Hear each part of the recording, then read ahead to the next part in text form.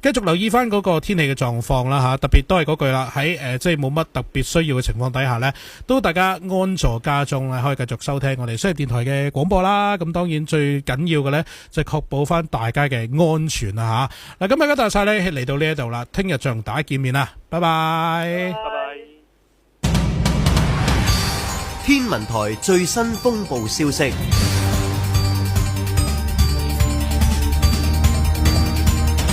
香港天文台發出最新熱帶氣旋警報，10號颶風信號現正生效，表示本港平均風速每小時118公里或以上。喺正午12時，超強颱風華嘉莎集結喺香港之西南約160公里，即係喺北緯21.4度、東經113度附近，預料向西或西北偏西移動，時速約22公里，靠近廣東西部沿岸一帶。華嘉莎正逐漸遠離本港，但係與其相關嘅颶風仍然間中影響本港西南部。10號颶風信號會維持一段時間。預料本港會逐漸轉吹東南風，市民需要保持高度警覺，唔好離開有屏蔽嘅地方，並留意破壞性嘅風力。本港今日天氣會持續惡劣，有頻密狂風大驟雨及雷暴，海有極巨浪及湧浪，岸邊會出現越堤浪，東面及南面嘅海岸尤其顯著。市民應該遠離岸邊及停止所有水上活動。華嘉莎為本港帶嚟顯著風暴潮，本港沿岸嘅水位今朝早普遍上升至海圖基準面3.4米或以上，而西部沿岸嘅水位仲會稍為上升，預料未來1-2小時達至最高。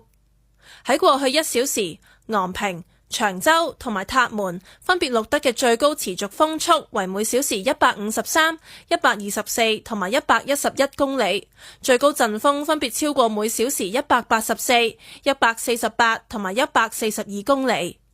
防風措施報告：現時切勿外出，如果已經有遮蔽嘅地方躲避，就應該繼續留喺原處，切勿接觸被風吹倒嘅電線。身處戶外嘅人士請立即尋找安全地方躲避，直至危險消除為止。受風暴潮影響，部分地區可能出現嚴重淹浸或者海水倒灌，市民應該避免進入可能受到影響嘅低窪地區，以及遠離危險地方。門窗玻璃已經承受大風嘅壓力，如果係被物件撞擊就會容易破裂，因此必須遠離當風嘅門窗，並盡早選定一個安全嘅地方躲避。除非毫無危險，而家切勿修補破裂嘅門窗。風暴對本港帶嚟唔同程度嘅破壞，四周環境可能隱藏危機，市民務必保持警覺，以策安全。香港國際機場嘅航班可能受到天氣影響，旅客前往機場之前，請先向航空公司查詢航班嘅情況。呢一節風暴消息報道完畢。12點，食安中心提提你，食盤菜之前記得要徹底翻熱，個盤越大，翻熱所需嘅時間就越長㗎。夜晚係一日嘅終結，亦代表新一日嘅開始。一個人嘅時候可能會覺得寂寞，亦可以係自由自在。生活上難免會遇到各種挑戰，帶嚟嘅係壓力定係動力？凡事都可以有好多面，同家人、朋友或者專業人士傾下，亦可以打社會福利處熱線23432255。凡事有多面，正向新視線。天氣報告。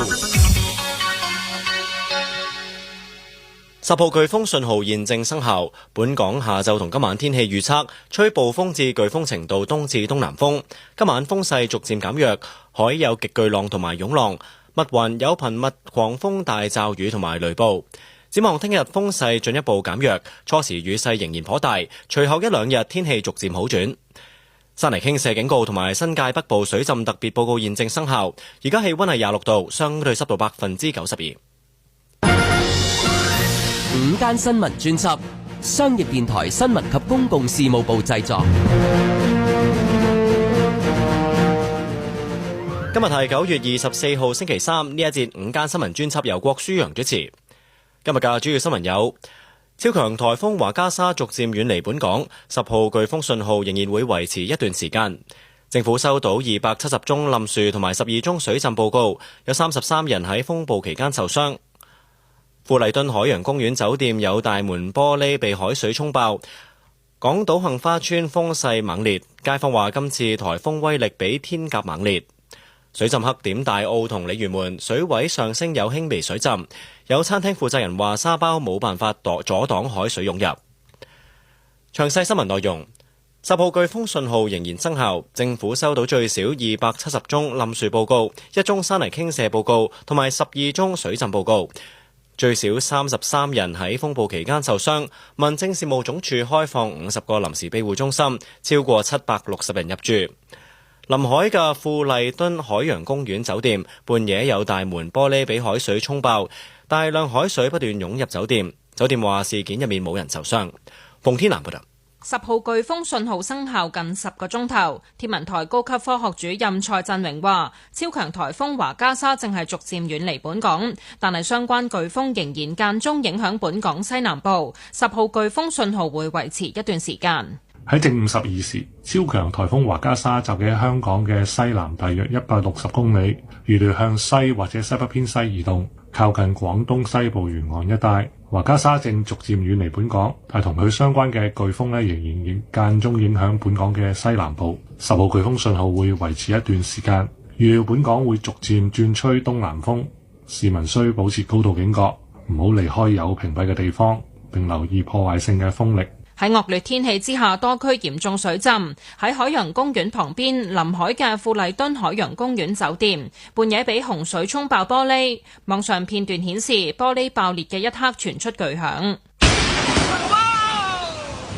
大量海水不斷湧入酒店，成個大堂就好似變成急流咁，水深高至小腿位置。酒店內有人大叫，亦都有人大聲叫其他人離開。大堂內有男子被洪水沖到企唔穩，再有湧浪來襲嘅時候更加失平衡跌低，事後玻璃碎片散落一地，部分牆身裝飾被海水沖到變形，有盆栽裝飾倒地，酒店外面嘅車路布滿泥濘。酒店派員清理，有職員就話事發嘅時候並冇客人在場，事件中冇人受傷。